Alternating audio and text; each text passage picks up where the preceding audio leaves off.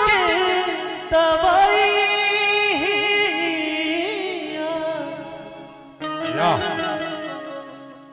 Antibiotic समझे नहीं लो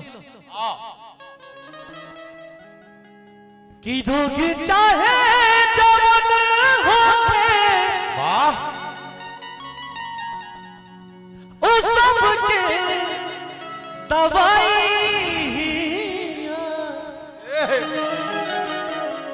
मेरे नौजवान भाई आप लोग प्यार करते हैं लेकिन एक बात सुन लीजिए कि बिना मतलब कि प्यार करे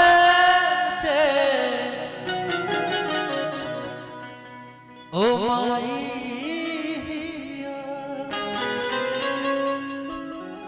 अरे बिना मतलब कि प्यार करे ओ सबके माई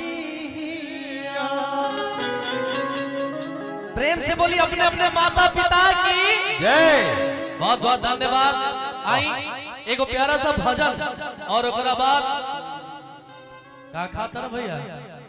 अच्छा इनको आप लोग जानते हैं क्या? के जाना था हमारा भैया के तने एक बार हाथ उठाई था।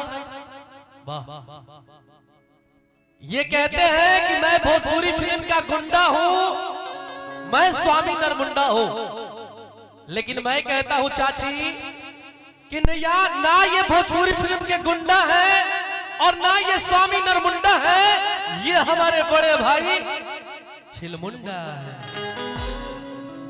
सब सुबेल बेटा नहीं तो आज महमदा की धरती पे मैं तेरा कल्याण कर दूंगा। चलिए छोटे भाई को से बहुत बहुत स्नेह प्यार पुरस्कार इनके कल्याण कर दी ना। वाह वाह भैया एगो प्यारा सा माई के भजन आप सबके बीच में कैसे कैसे भाव लागल बा कि दुलारी हो बड़ी दुलारी हो बड़ी दुलारी। प्यारा सा माई के भजन हमारे आदरणीय गुरुदेव आइडियल हमारे प्राण में बसने वाले जान में बसने वाले बड़े भैया सिने स्टार पावर स्टार पवन भैया के गावाली प्यारा सा गीत भैया के प्रणाम करतनी भगवान। और देखिए हमारे बड़े भाई पूर्वी तेलपा के निवासी वार्ड सदस्य दिनेश भैया मिठाई दुकान भैया की तरफ से हजारों हजार के पुरस्कार। मैया रानी हमरा भौजाई के 9 महीना सजाए थे कि हमनी के छठियार में पहुंची सर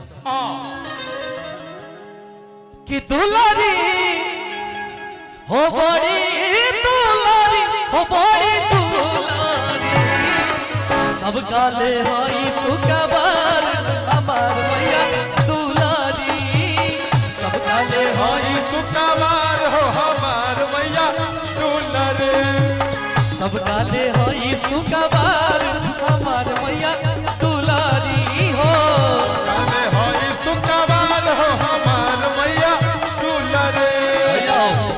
भैया चाची लागर यार